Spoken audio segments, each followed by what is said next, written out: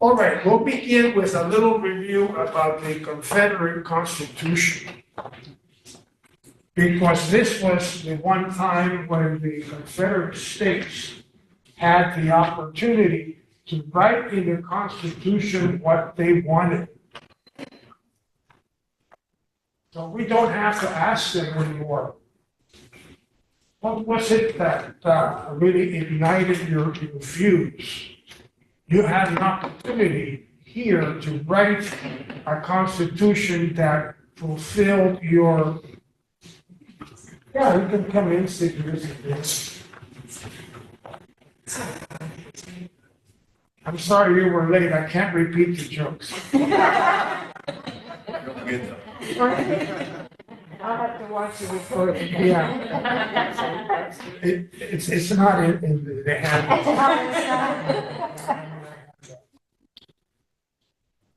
They had the opportunity to write into their own constitution what they wanted. They kept the architecture of the United States Constitution intact.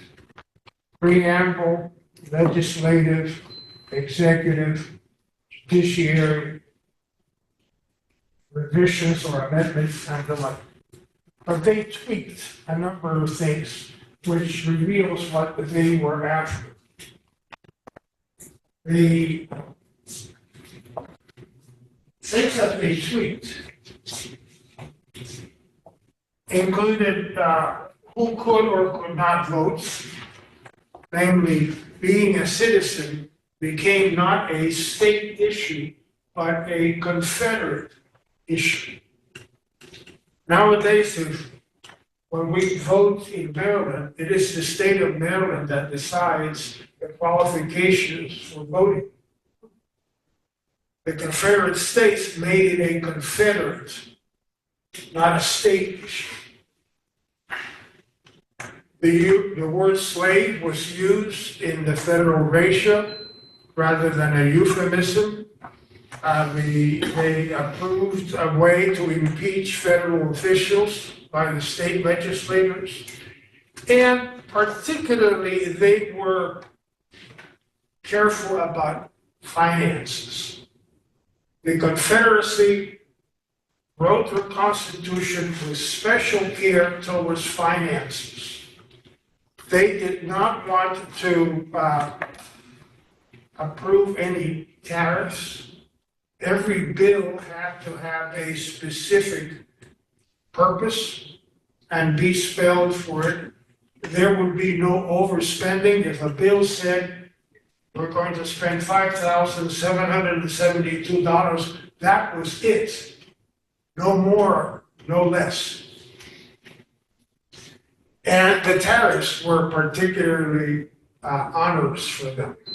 The people in South Carolina, for example, did not want the people in Texas to benefit from any infrastructure projects. So infrastructure projects in general were kind of looked down in the Constitution. They were possible, but they were not easy to get funded. And Section 9 dealt a lot with slavery. There were other details, and the thing that they put in about slavery was very easy. Number one, slavery had to be recognized by the government, that it existed as an institution. Number two, individuals had a right to own slaves. That was written in their constitution. Third, the individuals were able to move around the Confederacy with their slaves without risking losing them. That is transit through the Confederacy. Those were the important things that they included. And there were 4 items in the Constitution that more or less secure slavery for good. This is the main section of Article 4, Section 3. Slavery shall be recognized and protected by Congress and the territorial governments inhabitants shall have the right to take such territory any slaves lawfully held. So that was important to them. Transit, ownership, recognition, transit. We talked about the misconceptions, which really added a lot to the problem with secession. Neither the North or the South believed that it was going to happen. They said, they're not going to fight over this. Oh, we'll let them go. Oh, they will eventually reach a compromise. Why did that happen?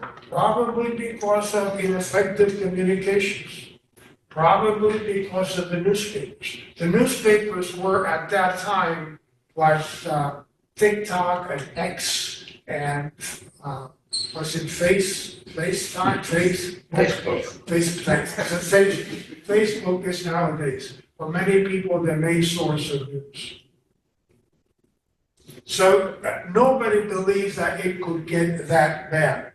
There were probably only two people who knew exactly what was going on. One was Buchanan, who was president, bless you, and the other one was Stevens, the senator from Illinois, the one that had debated Lincoln. He knew that if there was a split in the Union, there would be conflict. Those were probably the two people who understood the situation the best. We now proceed to review the highlights of Jefferson Davis's inauguration speech or address, inaugural address that was delivered in Montgomery, Alabama on February 18th, 1861. And this is readily available. I think that the reference is in your handouts in case you want to read it. It is an address that is written. One sentence, I counted 140 words, little verbose. But then that was how oratory was taught at that time. It was not the short sentences that we are used to today. Those were long-winded statements. Jefferson Davis' speech was certainly florid. It denied rebellion and revolution. Talk about disinformation and denying the truth.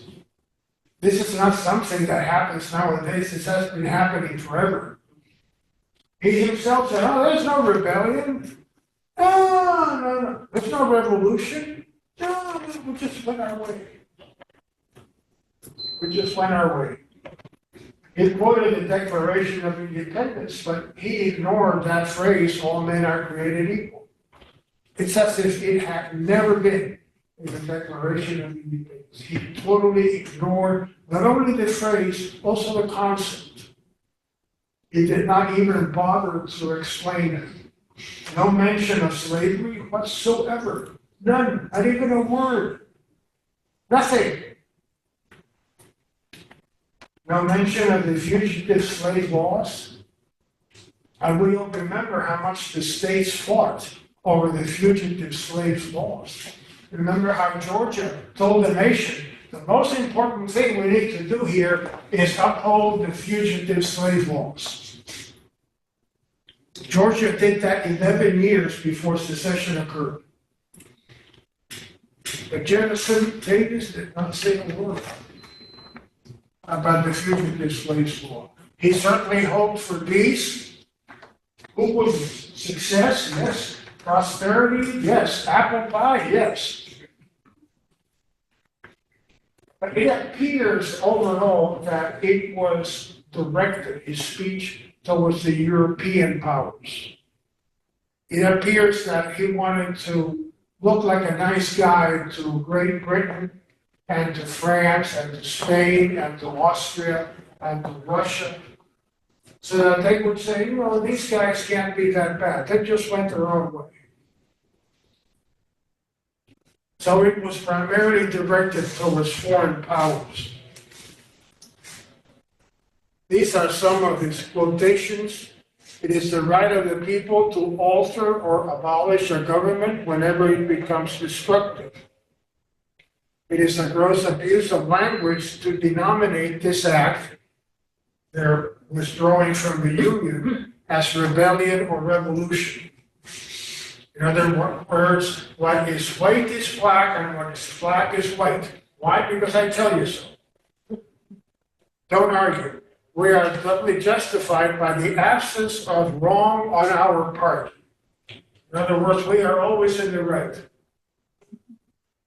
Our policy is peace and the freest trade. And if the integrity is assailed, we will fight. About a month later,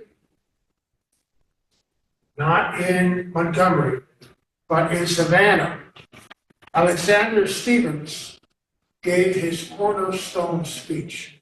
Alexander Stephens was this short little twerp from Georgia who was a very good friend of Abraham Lincoln. Stephens and Lincoln had gone to Congress in the mid-1840s as freshman congressmen, so they knew each other. Not only that, they probably had spent a lot of time talking with each other. And they trusted and liked each other. Even though one was from the South and one was from the North, they continued a correspondence for a long time, which has survived. So Alexander Stephens eventually became the vice president of the Confederate States. And he gave this speech in Savannah about a month after Jefferson Davis was inaugurated. Now, mind you, Jefferson Davis and Alexander Stephens did not like each other. They did not get along with each other. I won't say that they hated each other, but there was really no chemistry or loyalty or confluence of beliefs between the two. They disagreed on many, many, many things. And one of them was exposed in the famous cornerstone speech. He probably did not write the speech out. He probably just delivered the speech from notes. But it was taken down verbatim, published, and widely circulated.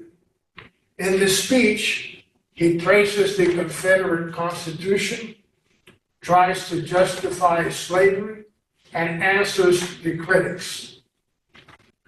Alexander Stephens makes no bones about it. The same way that Jefferson Davis did not mention slavery, Stephens goes directly to the point. Our peculiar institution of African slavery was the immediate cause of the late rupture and present revolution. Now, how unhappy would the staff be on each side with a statement like that? They're unhappy because it was totally opposite what the chief had said 4 weeks before. Talking about revolution, talking about slavery, talking about immediate cause of rupture. And then he goes on and talks about the Declaration of Independence, particularly the phrase that all men are created equal. He says that those ideas were wrong. They rested upon the assumption of the equality of races. They assume that the Negro is equal and that he is entitled to equal privileges and rights with the white man.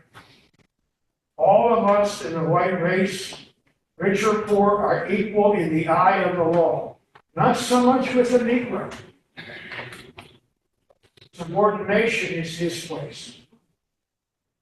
So this was the view of the racist branch of the southern states. He was from Georgia. And this was his take on the development of secession. A very, very racist position. Certainly his audience was the people of Savannah, the people of the South, while the audience of Jefferson Davis was more of an international clientele. Here is the way that it was published the next day. African Slavery, the Cornerstone of the Confederacy, March 22nd, 1861.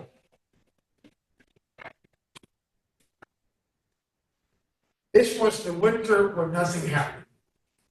After the inauguration, apparently weather got very cold everywhere and people kind of cooled down. There were no more secessions. There were 7 states in the South. They had their constitution, they had their president, they had their vice president. They had very little else. And of course, the northern states had to deal with all of the properties that the federal government had lost to the Confederate states, particularly the forts. This was the issue that really burnt the most in their pride, where this was the thorn that hurt the most. There were 5 forts. You usually think of just Fort Sumter in South Carolina, but there were other 4 forts. There was Fort Monroe in what is now the Hampton Roads in Virginia. There was Fort Pickens near Pensacola, Florida. And there were 2 forts, Fort Jefferson and Fort Taylor in the Florida Keys. These were all defensive installations. That is, the forts were not going to attack the Confederacy. They were there to protect the Confederacy or the states from a seaborne attack. So there was nothing to fear about those forts, except that they represented the northern states, the United States. So it was more a question of pride than a question of actual threat.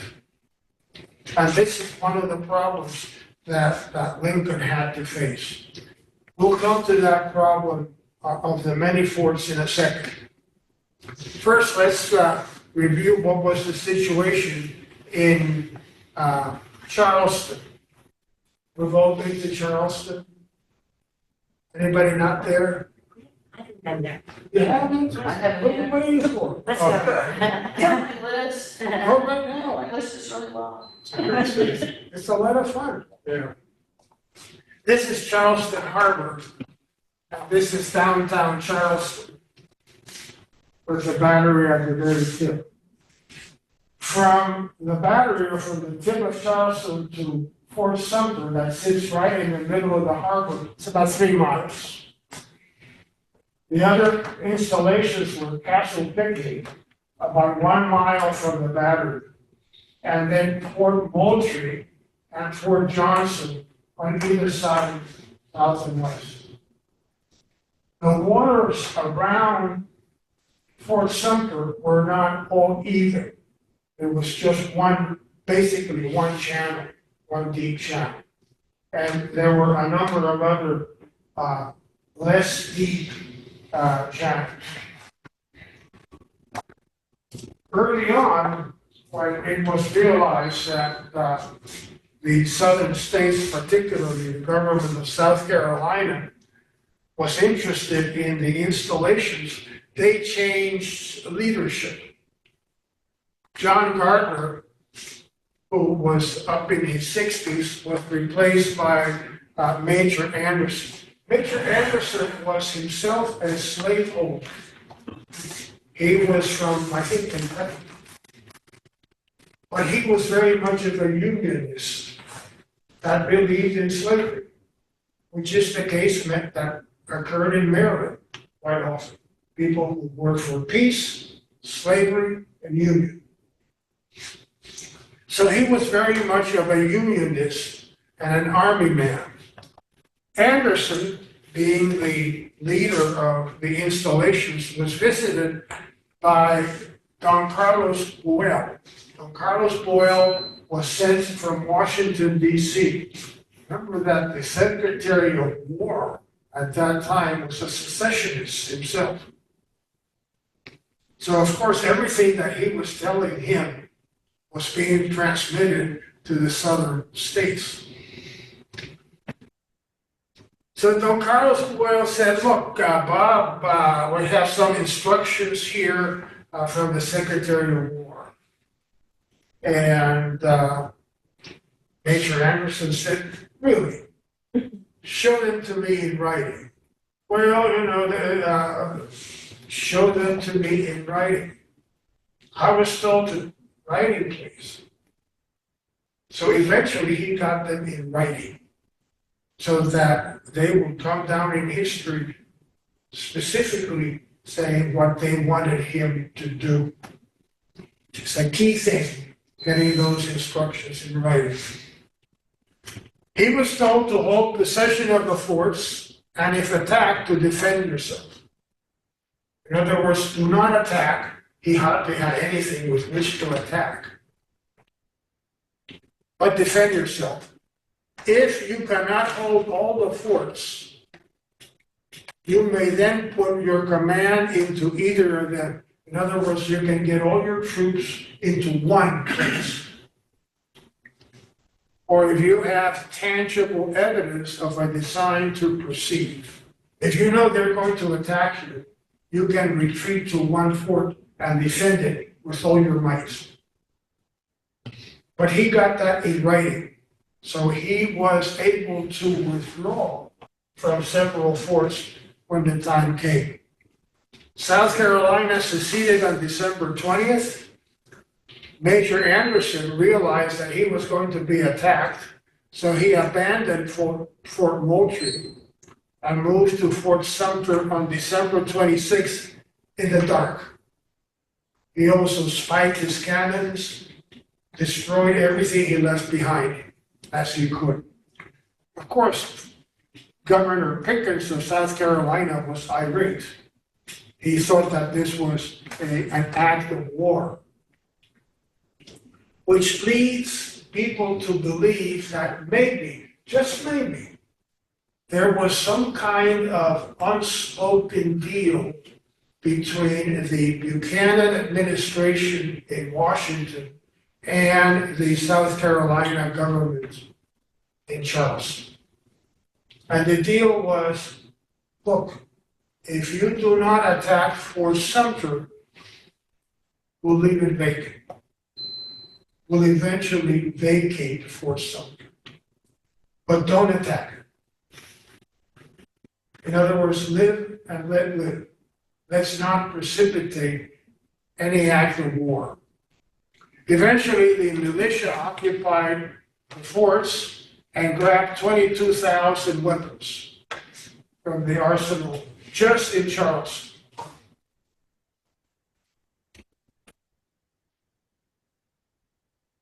They sent a message to Buchanan. Poor Buchanan, he is suffering about all this and he feels powerless to do anything. We need food. We're going to get attacked. We need ammunition. So Buchanan, with his cabinet, authorized a mission to resupply Fort Sumter. 200 soldiers, food, supplies, ammunition, and the like. He said, well, if I send a warship down there, they're going to bomb it. They're going to attack it. So instead, they sent a commercial ship, the Star of the West. The Star of the West went into Charleston Harbor on January 9th, 1861, right in the middle of the winter. It was fired on twice. It got 2 hits that did not do a lot of damage. But what it did, it made the Star of the West turn back and go north. And grew. So the first shots of the Civil War were really shot in January at the Star of the West that suffered only minor damage. You see how at this time, in this winter of discontent, everybody, let's say, is panicking, but everybody realizes that this is a real major existential crisis. Everybody realizes that something needs to be done. We need to find some kind of compromise. The representatives of the South got together right away. The congressmen formed a committee of 33. Then the Senate also formed a committee of 13 in December to address the problems with the Southern factions. At this committee of 13, there were 8 Democrats and 5 Republicans. Any proposal for this committee needed to have what is called concurrent majority. And this is an interesting concept, is that the groups had to have a majority of each in order to pass any resolution. So there had to be 5 Democrats and at least 3 Republicans. There had to be a majority in each group. That is concurrent majority. So if there were 3 Republicans and 3 Democrats, it would not get approved. If there were 4 Democrats against and 4 Democrats in favor, it would not get approved. They had to have a majority in both groups. This is concurrent majority, which is a procedure that has been used on and off in Congress forever and ever. So John Crittenden of Kentucky was really a respectful statesman. And he was the one who led the committee proposing 6 constitutional amendments and 4 resolutions. This is the best that this group of senators could come up with. Again, they quoted the 3630 latitude north. Slavery would be recognized south of 3630. No interference by Congress. Property to be protected. States to be admitted with or without. Now, Congress would also be forbidden, that is, powers denied, to abolish slavery in federal jurisdictions. Also would not be able to abolish slavery in the District of Columbia as long as it existed in Maryland and Virginia. Congress would not interfere with or prohibit the interstate slave trade. There would be full compensation to owners of fugitive slaves, and no future amendment could change these amendments, throwing another block into making these amendments permanent. The resolutions were 4. Number 1, the fugitive slave laws should be observed and executed. Personal liberty laws should be repealed. The Fugitive Slave Act should be revised. And the African slave trade should be suppressed. Generally, everybody would agree to these. The problem was that the key issues that both sides stood by were ignored. On the one side, the compromise would not close the territories to the extension of slavery. This was the issue with the Republican Party. The Republican Party made it very clear we oppose the extension of slavery into the territories. Where slavery exists now, we'll leave it alone. We oppose its extension into new territories. On the other hand, the southern states noted that the compromise would not recognize slave ownership and would not guarantee transit. That was very, very big. The ability to move from state to state with their property.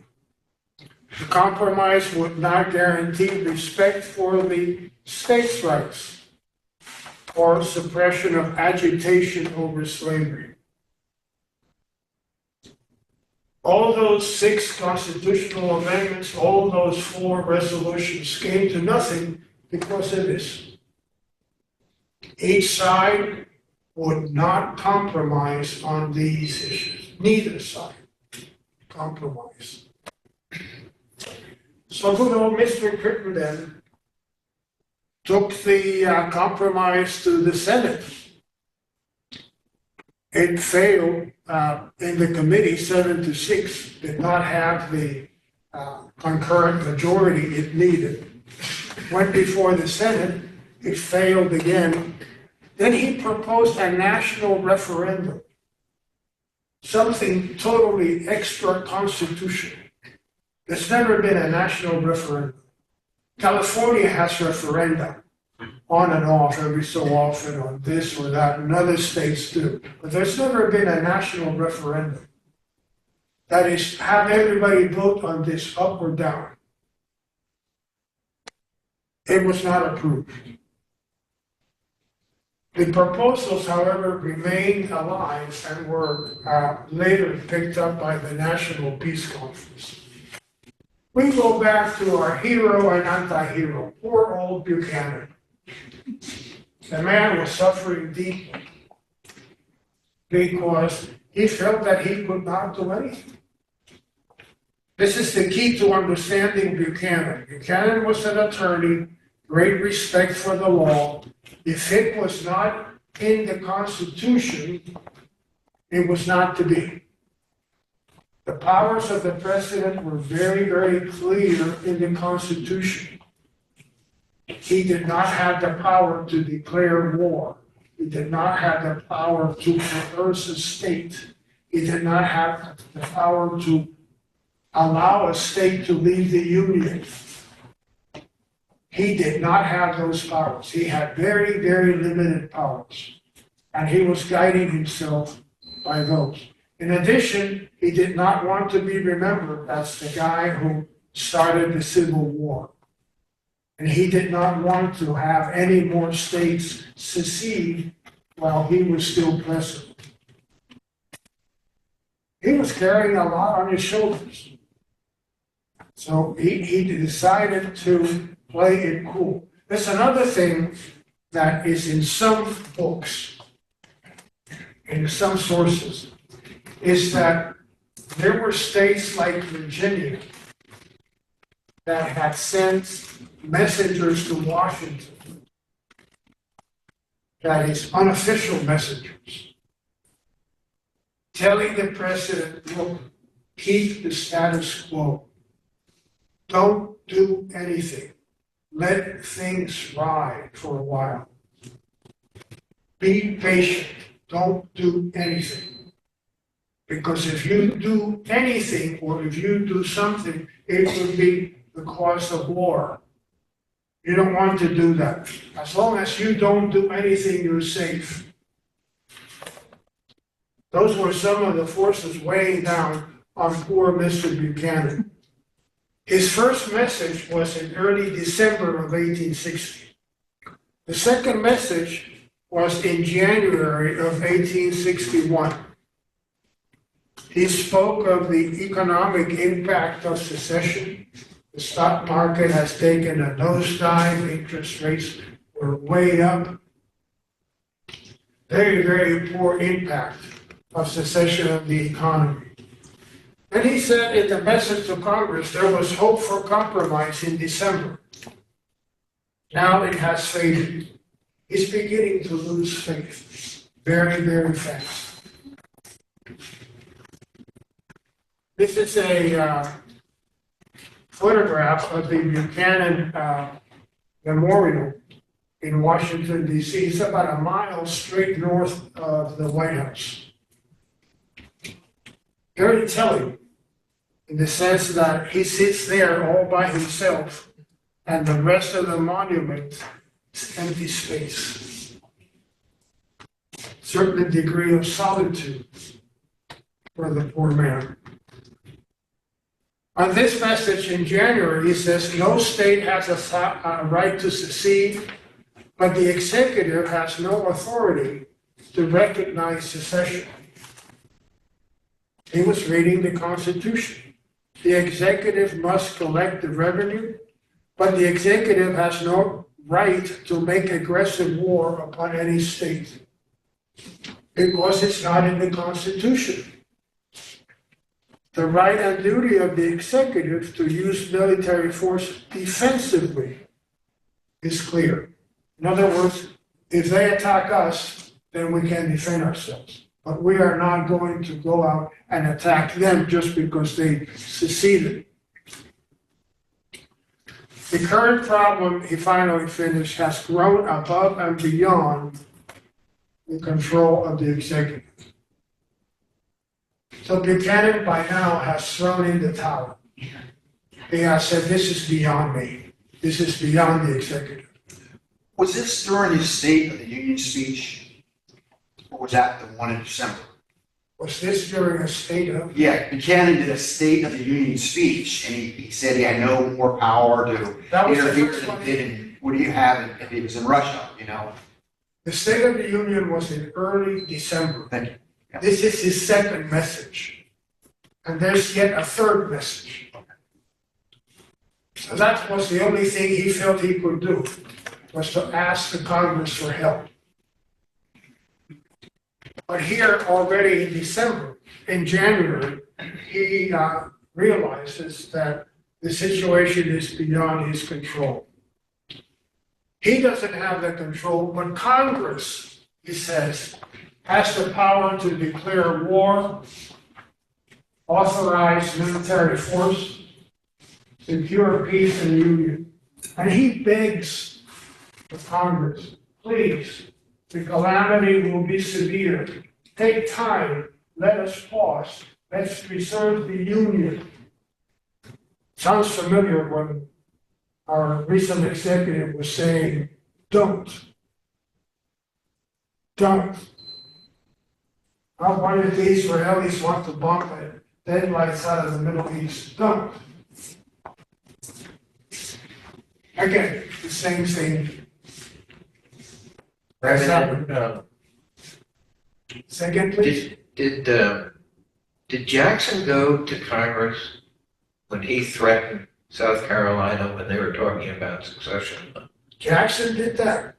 So Buchanan didn't look back and say, there's precedent for. Tom, you hit the nail on the head. The difference between the two and between Lincoln and the others was that some, like Lincoln and Jackson, would extend the powers of the presidency, while Buchanan did not feel he had that power. Maybe he was reluctant to exercise that power. Now, it appears that he sincerely did not believe that the executive had those powers. So Buchanan pleaded for reconciliation and harmony. The line of 3630 should be acceptable. Please don't seize force. Don't do arsenals. Don't do the warehouses. My purpose is not to commence a civil war or furnish an excuse for it.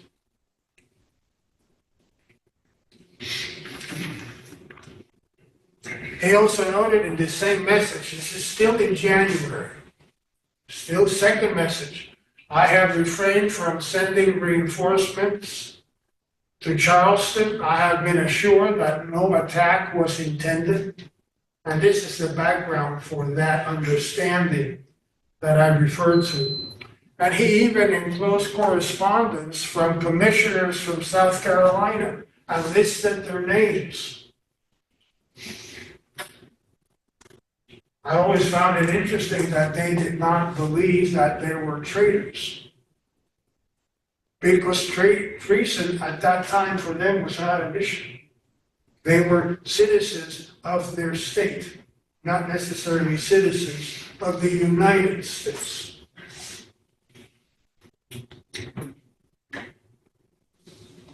Everybody got into the kitchen at that time.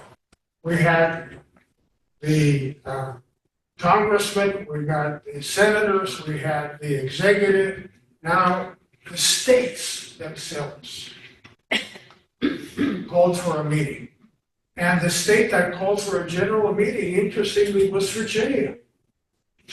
Virginia was the one who called for a meeting of all the states in Washington, D.C. in February of 1861. And it was widely known as the Washington Peace Conference. There had not been any war declared at that time, but this was known as the Washington Peace Conference. All these groups were desperate because they knew what was coming. For the Washington Peace Conference, which was held at the Willard Hotel, right down Pennsylvania Avenue from the White House, 14 free states and 7 border states sent delegates. And these were really very learned people. There was 1 former president, 6 former cabinet members, 19 former governors, former senators, 50 former representatives, 12 former state Supreme Court justices. The best of the best of all the states. They chose the best men to go out there and try to find a way to save peace. John Tyler, who had been president before, had been appointed by the governor of Virginia as a messenger to Buchanan and was urging him to maintain the status quo. Give it time. Give it time. Things will settle down. Don't do anything impulsively. Tyler was also a delegate to the Virginia Secession Convention and presided at the Washington Peace Conference at the Willard Hotel. He eventually actually became a representative in the Confederate Congress years afterwards. Well, the Washington Peace Conference came up with the same thing that everybody else had come up with. There was really nothing new. Extend the line to the Pacific. All future territories should be approved by both slave and free states. Congress would not interfere with slavery in states where it existed. Once again, power denied. State legislatures would be forbidden to restrict officials capturing fugitive slaves. Nothing new, just something everybody could agree on. Permanent prohibition of the foreign slave trade, compensation for freed slaves. These proposals would be amended only with unanimous consent of those states. Well, these proposals went to the Senate. 7 in favor, 28 against. Got nowhere. They had gotten to a point that they could not compromise on the Lord's Prayer, let alone a constitutional amendment. They planned to do a convention of slave states still in the Union in June, but things developed and it never happened. We go to Group 8, please.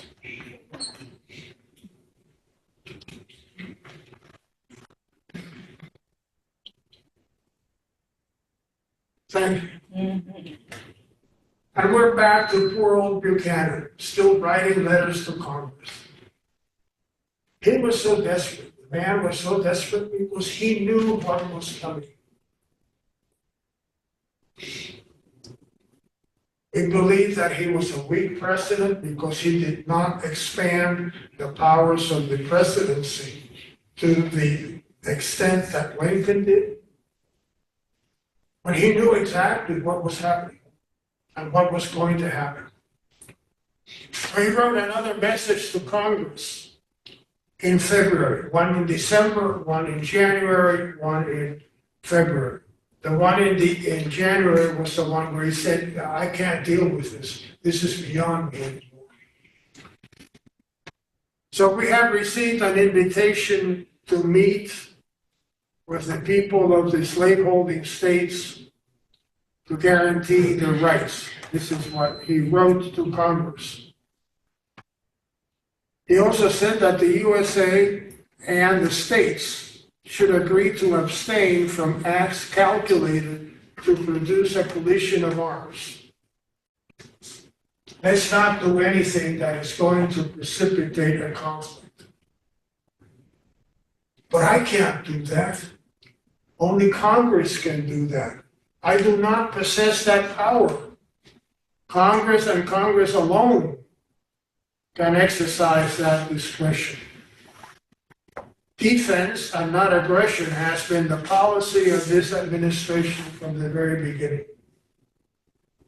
So this is what guided him, defense, not aggression. So he encouraged Congress to abstain from passing any law calculated to produce a collision of arms.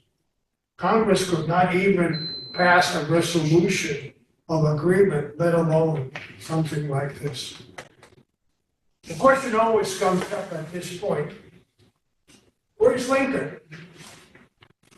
Where is he got elected? It was his election that precipitated all this secession and all this conflict. Where is Lincoln? Well, as president-elect, Lincoln has no power. He has no influence. He can't direct the Army, he can't direct the Treasury, he can't direct the Navy, he cannot direct the Secret Service, he cannot do anything. He's just a president-elect. So this is the Illinois state capitol where they gave him an office with 2 rooms. And he had 2 aides. And that's where he spent most of the winter. He made no public statements to appease the southern states. All that he said is, everything that you may ask me, I have already answered. It's all written. I have not refuted anything that I have already said. You just have to go to the newspapers or the books or whatever and find out what I have said. I have nothing else to say. Privately, he told the people, look, there's one thing we cannot compromise, and that is slavery in the territories. Everything else, we can talk about it. But slavery in the territories, no. We got elected on that basis. We got elected on that platform, and that's what we stand for. Make absolutely no compromise on slavery in the territories. He had many visitors which advised him on secession and the cabinet. And at this time, secession really became the issue rather than just slavery. Nobody wanted to interfere with slavery, it was secession. Originally, apparently, Lincoln was more militant on secession than later on he led on to believe. Apparently, he wanted to take back many of the forts, many of the warehouses, many of the arsenals by force. He apparently wanted to do that because he felt that those were properties of the government. But saner minds prevailed, and he was advised to look, let things ride. Don't force an issue, because it's not going to be pretty. His major problems were, of course, Washington, D.C., right in the middle of two Confederate states, the Mississippi River, starting out here in Minnesota, going all the way down the center of the country to New Orleans, and the forts, the 5 forts that we already mentioned. Fort Monroe, Fort Pickens, Fort Taylor, and Fort Jefferson, and of course, South Carolina, and Something. yes, thank you. His correspondence, yes, please. So the people of Maryland had 2 conventions in Baltimore in January, February of '61. And the February convention really dominated in how I see in papers was that when Mr. Lincoln got in office, he would coerce some states. And that really dominated the convention. That's what they focused on. Do you know where that came from? It seems like Lincoln was keeping quiet, but then again, it got out. And that was, did Lincoln say anything, or someone else say something? That's what's going to happen when Lincoln gets in Very office? quiet. Lincoln stayed very quiet. Stayed out of. I always try to track that down, where that information comes. That's what they were really concerned about. Okay. We'll get to Maryland in a moment. Thank you. We're getting there. The Lincoln's correspondence with Alexander Stephens has survived. They wrote letters back and forth. And Lincoln kept saying the same thing over and over. Slavery's right. Slavery's wrong. You believe slavery's right. We believe slavery's wrong. And this is what separates us. He has said that many, many times before. Stephens blamed the fanatics in the North, the fugitive slave laws, and radical abolitionists like John Brown or Frederick Douglass. I get the impression that as far as the Southern people or the Confederates were concerned, Frederick Douglass did more harm than good. That is, he did not convince anybody that was not convinced already. Except didn't he influence Lincoln more about getting rid of slavery later on when he met with him? I mean, not the Very war, but he was influential to Lincoln. Very, very likely indeed, yes.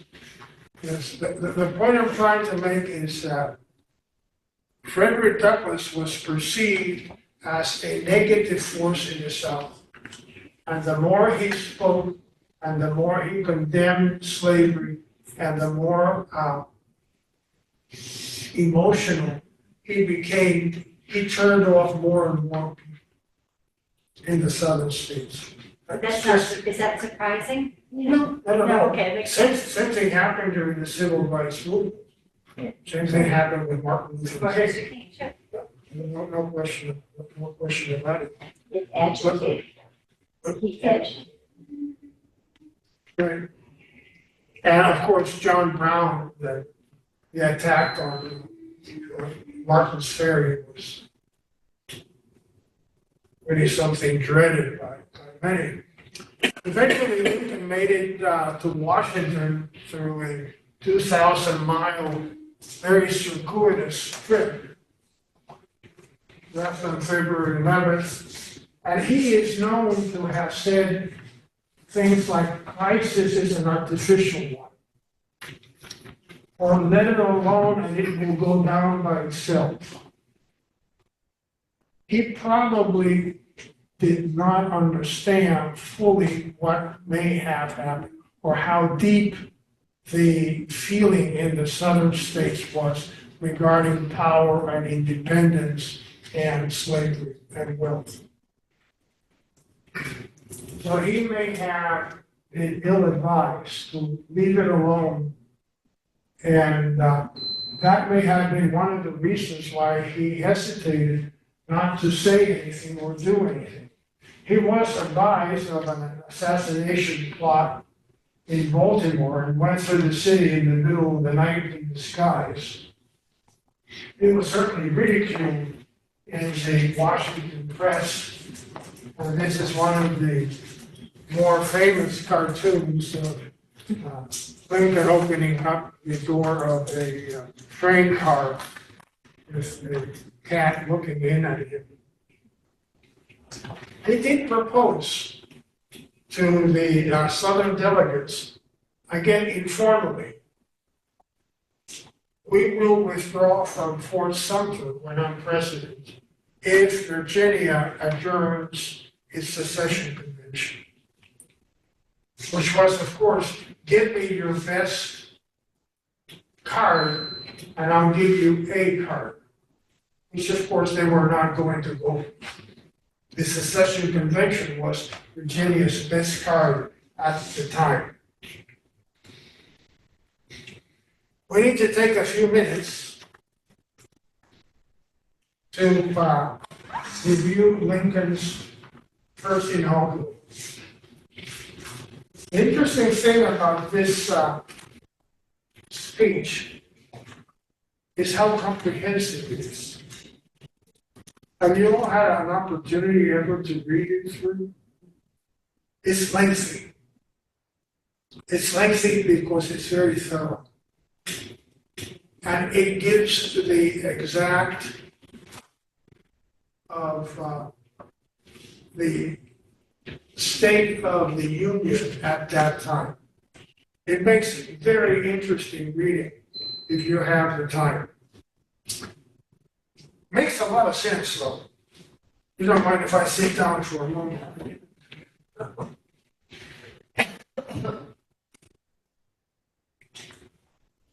Lincoln said in the first inaugural, I have no purpose to interfere with slavery in the states where it exists. Right off the bat, he says, look, you don't have to worry about where slavery exists now. That's not an issue.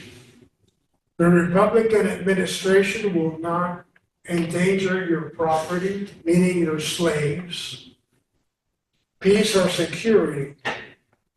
The fugitive slave law is in the Constitution. We are not going to change that. On the other hand, he says, look, guys, the Union is perpetual. There is nothing in the Constitution about secession, about breaking up the Union.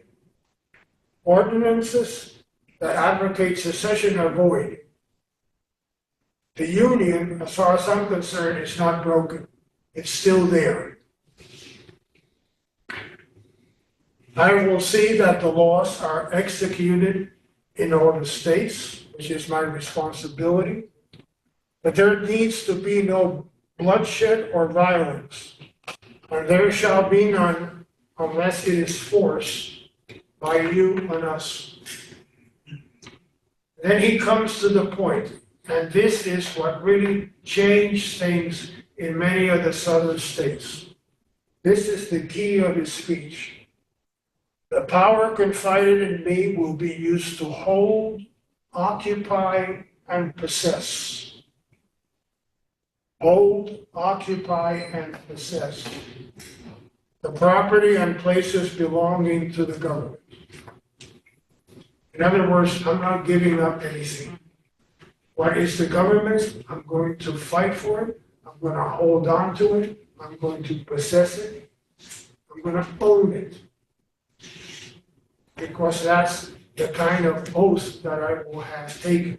At that time, they gave the speech just before taking the oath. Nowadays, they take the oath first, and then they give the speech. But it was the opposite way in the 1860s. This is the key thing here. Hold, occupy, and possess. The southern states' newspapers were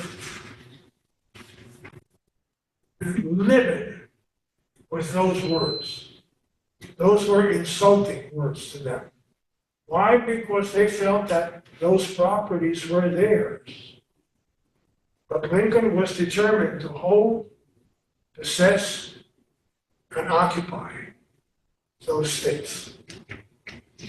He goes on to say that no constitutional rights have been denied, secession is anarchy, unanimity is impossible, the rule of the minority is inadmissible.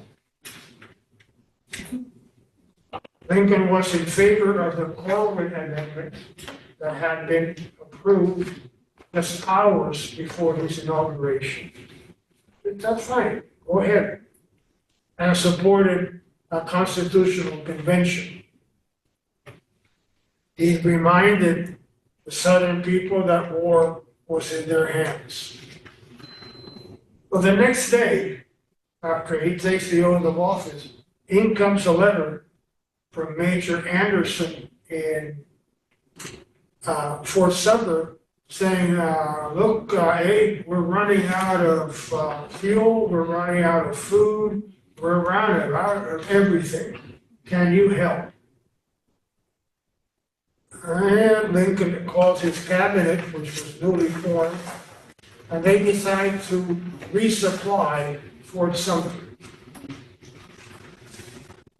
They call up, or they send a message to the governor saying, hey, Governor, I think it was Pickens, hey, Governor,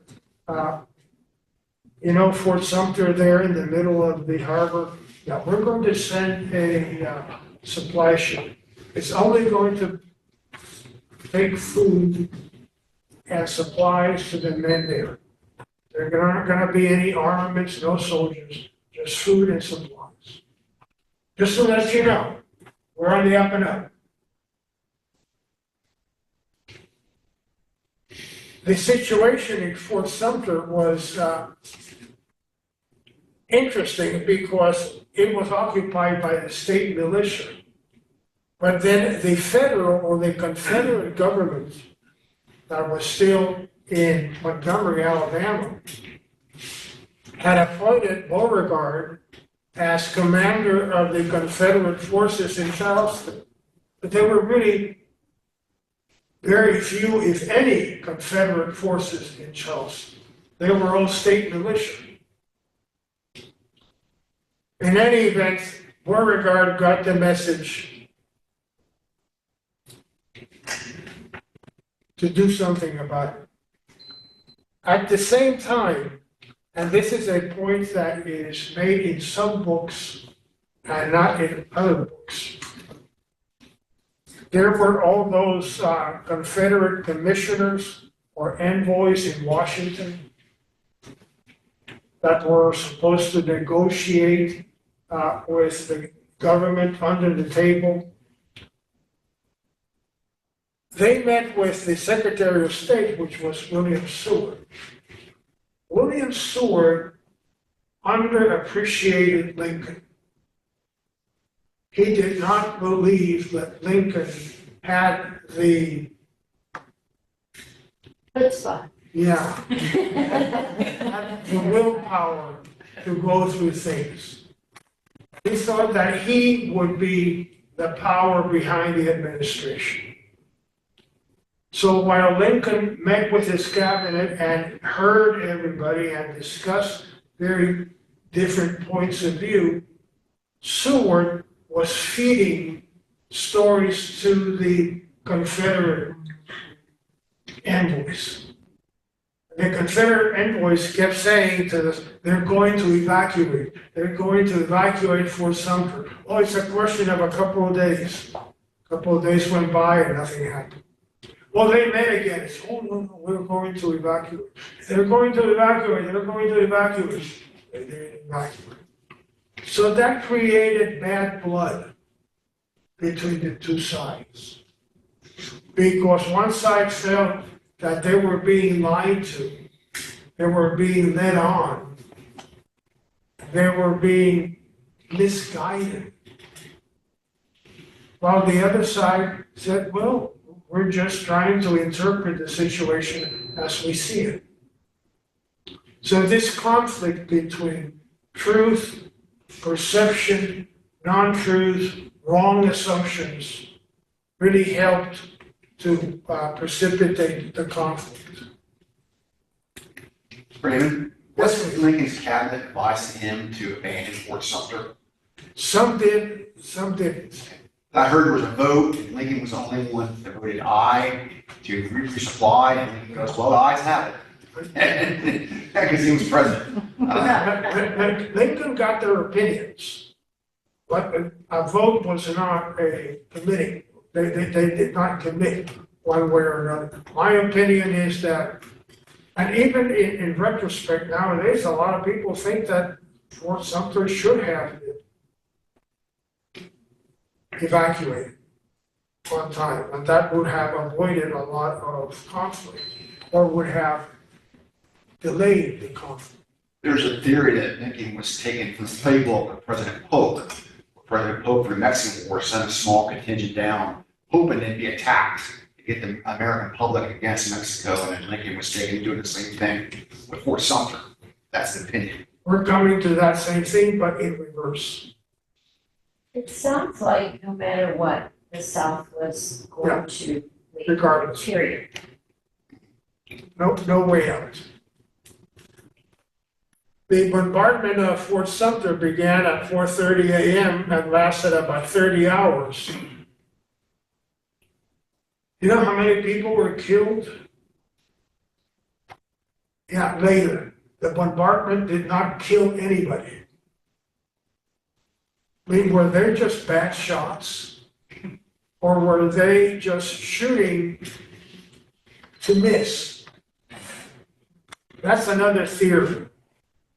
And that is that the Confederates gave the order to shoot at Fort Sumter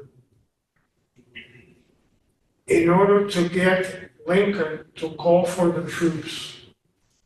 And that would make the border states, Virginia, North Carolina, Kentucky, Tennessee, withdraw from the Union. In other words, it was not the shooting itself, but Lincoln's call for 75,000 troops that would force those states into secession. The big prize was Virginia. Virginia was the one state that held all the cards regarding secession. If it stayed in the Union would be much stronger. If it went with the Confederacy would be much stronger. So that's an interesting thought, that the bombardment of Fort Sumter was not a military necessity. They did not have to reduce it. But they did that in order to force a conflict that would make Lincoln call for volunteers. Once Lincoln called for volunteers, Virginia and the other states would join the Confederacy. And the other side of that was some sort of saying that Lincoln wanted them to bombard so the North would inflame, which is what happened. Lincoln was much better at it. Now, only 2 or 3 people died during the withdrawal ceremonies, where a wall collapsed or something exploded or something. But during the actual bombardment, nobody was killed. With some salute and cannons, the cannon exploded, I think, just like that. Do you know what the range of cannons was in those days? Because I assume the bombardment. Oh, they The other were hit 3 forts. miles, because it was only like a mile from Fort You Moultrie. said a mile and and a mile. on the other side. Oh, they But could, accuracy is a different story. they could hit it fair and square, but most of the shots missed. So Lincoln asked the states to supply volunteers for 90 days. And this is what Virginia and the other states needed. So 3 things happened. Virginia, North Carolina, Arkansas, Tennessee, they all refused to send soldiers, refused to send the militia. Number 2, they all seceded from the Union. Number 3, all 4 of them joined the Confederacy. And this is exactly what the theory holds would happen when they bombarded Fort Sumter. And there was a very intense pro-union fervor in the northern states, which is very well documented. To finish up, let's talk about the border state. We're getting there, Paul, we're getting there. Great. Delaware, first of all, is it making you sick? I have no idea. I feel perfectly fine. So Delaware voted on December 2nd. By then, Delaware was more of a northern state with slavery than not. Its institutions were very northern. So Delaware voted to stay in the Union. Kentucky was somewhat different. Kentucky was kind of split. The eastern part of Kentucky was it for the Union or against the Union? The western part was the opposite. In any event, Kentucky actually voted to remain in the Union but be, quote, neutral, end quote, which was totally incomprehensible because it would have to agree to the passage of troops one way or the other. So what happened to Kentucky is that it was first invaded by Confederate forces, and then Union forces had to go into Kentucky to push away the Confederate forces. Therefore, Kentucky stayed in the Union. Missouri was also trying to remain neutral militarily. There was a conflict over the arsenal in St. Louis, and the governor, Claremont Fox Jackson, he was a sympathizer of the Confederacy. But he was chased and isolated in the southern part of the state. They held a constitutional convention that deposed him and replaced him with another pro-Union man and pledged troops for the Union. So of these three states, Delaware was the only one that really stayed in the Union peacefully and easily. On the other sides, there was conflict and chasing away and force. All right, we're coming to Maryland finally. Maryland was totally different than all the other states. It was critical because of Washington, D.C. was surrounded on three parts by the state of Maryland, being a slave state. The Governor Hicks, he was a know-nothing. He was not a Democrat. He was not a Republican. He belonged to the Know-Nothing Party that was originally anti-Catholic, anti-immigrant. And Governor Hicks had an interesting position. He was for the Union, he was for slavery, and he was against war. Interesting position. This is why I say it's a very unique position in Maryland.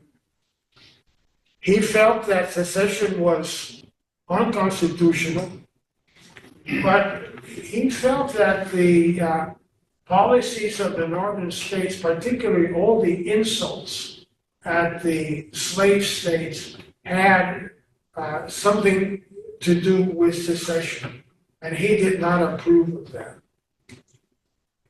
There was, from my sources, a secession convention in Baltimore in February of 1861.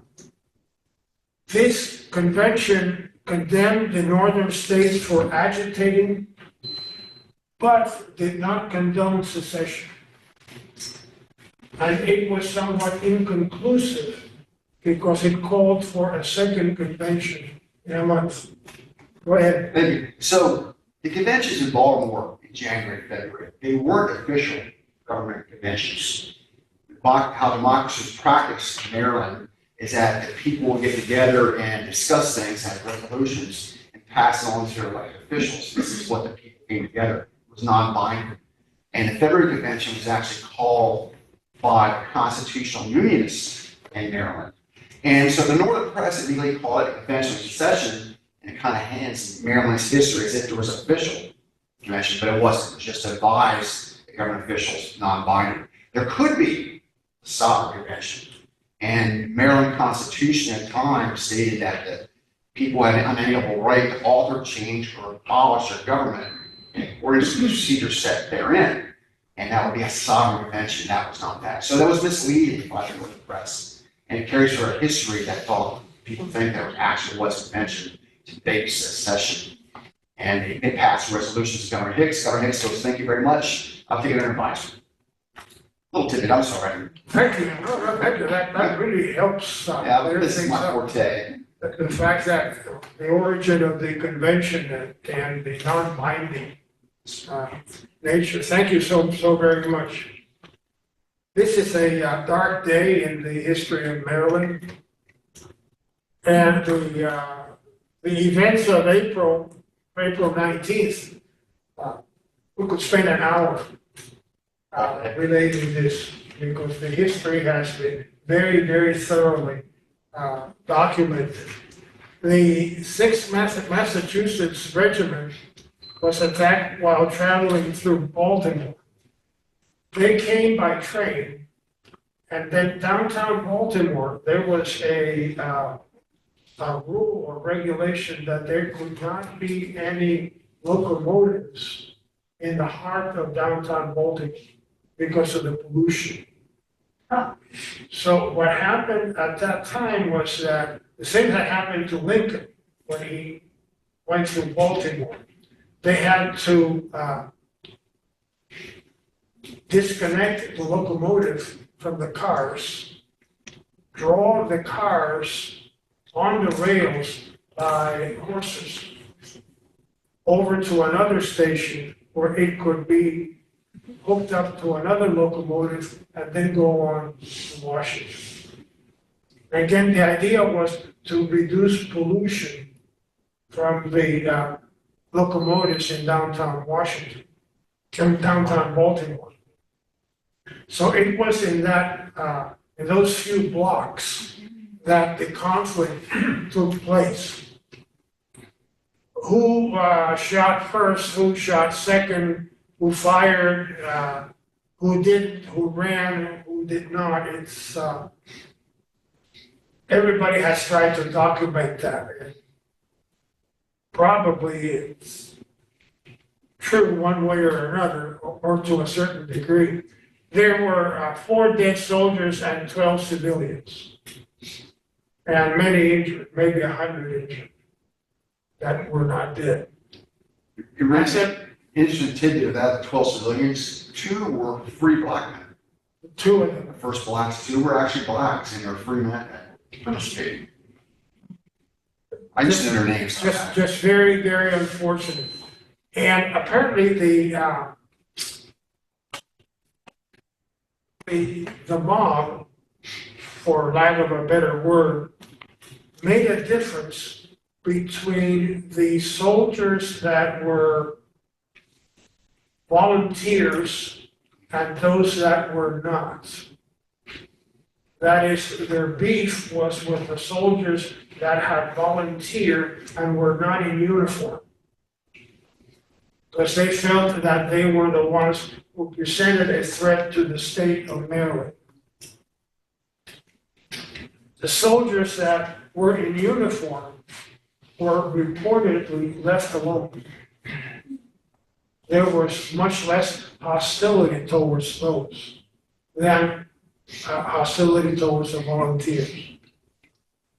So the mayor and governor got together and said, no, we can't have this bloodshed in our city again. And their solution was to disable the bridges to the north to prevent the movement of troops. The federal government, the Washington establishment, reacted by occupying Annapolis so that troops would come from the north side of the Chesapeake Bay to Annapolis, and they take the train west to a place called Annapolis Junction, which is probably somewhere near where 95 is now between Washington and Baltimore. And from there, take the train south to Washington City. And this is why Annapolis was secured by the federal military on April 22nd. They just went in and secured everything, the army by force. Nobody was hurt, nobody was injured, nobody was killed, but everything was militarized. So the General Assembly did not want to meet in Annapolis. They did not want to risk being close to so many soldiers and so many firearms and so much occupation. They met in Frederick on April 29th. Apparently, and thanks to the research that Paul has done, let me see if I can get this right. They had a petition from 216 citizens From Prince George's County. in Prince George's County to secede. And they referred that petition to a committee for discussion. The committee came up with two reports, a majority report and a minority report. And none of the reports endorsed secession, right? Correct. So far, so good. So then when they voted for one of the reports, the one that had the more forceful language. By the way, The other way, they voted for the minority report first, which had less forceful, and that was turned down by a vote of 53-13. 53-13. And then they voted for the majority report, which was much more forceful, says the legislature has no constitutional authority. And I'm going to take over, but, and they didn't say how they voted, the numbers, and they adopted the majority report. The legislature was an open book. They had, it was an open book, I mean, it was open to the public. There were reporters in there. And the next day, they reported in the New York Herald that they had a test vote on secession. And that was picked up by other northern papers, and that became kind of Maryland history. They never actually had a vote on secession. It was a vote on which of those two reports to accept, which were both rejected.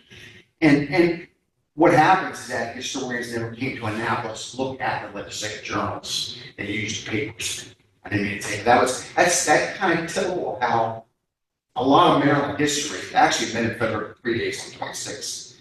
But anyway, how Maryland history kind of got turned around, twisted a bit, because so much was used from the northern press, kind of slanted it. I'm rather proud of that now, but thank you for bringing that up so much. Thank you. And I have copies of the journals, the legislature, and the newspaper report, Herald. Anyone wants to see it, it's just, as a Marylander, it's got interest in us. The issue was that the northern newspapers took this committee report vote and interpreted it as an anti-slavery. And then it was printed and then handed down throughout history all the way down. As if Maryland or the legislature had actually voted for or against slavery. Anyway, I'm confused as to Annapolis is locked down, so they're in Frederick. Right. So under whose authority did Annapolis get locked down? On the legislature and the government. So So it's all coming from the state of Maryland. Maryland's doing this. And they did this because, what was the instigation for them to close down Annapolis? Fear of the troops? Is that what it was? Annapolis was occupied by the army.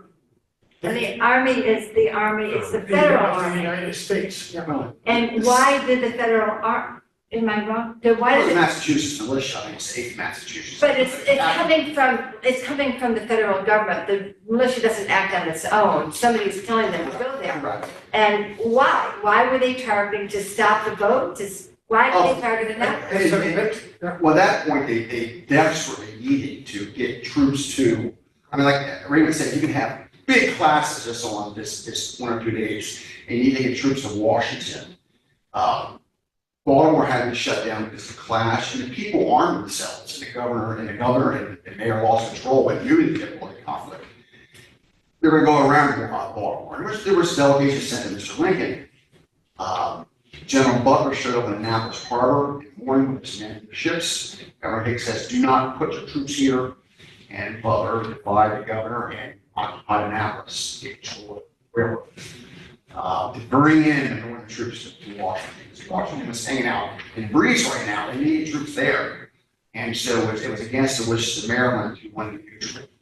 And that's how. Yeah, the governor, I think it was the governor that said, we cannot afford, to have troops march through Baltimore. Therefore, let us have them march around Baltimore. So they had to secure Annapolis so that Annapolis could receive soldiers coming by water from the north and then routed into Washington by rail. The governor called for the legislature, a special session to meet in Frederick. Frederick was a very pro-union area, but also he was fearful that General Butler of the Massachusetts militia or Union Army would prevent the Maryland legislature from being in Annapolis. Because he had control of all the roads around here. So that's kind of the history of that. That's in a very nutshell. Yes, please.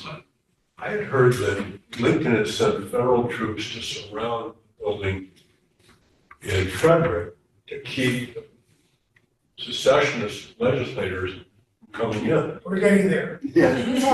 That's what I read in the story. Okay, so let's go. Thank you very much. We got 2 minutes. I have a whole book here. If you want to read something.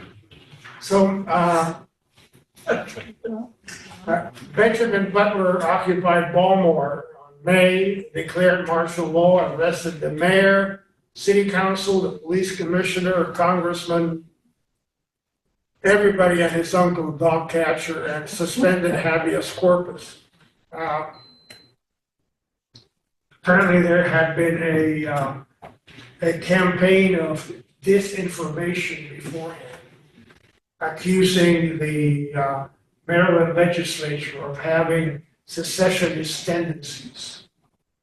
And the newspapers were inundated with these stories, so that when General Butler went into Baltimore and arrested everybody and his uncle, nobody protested because they had basically accepted for all practical purposes. But this is very well documented and worthy of further study.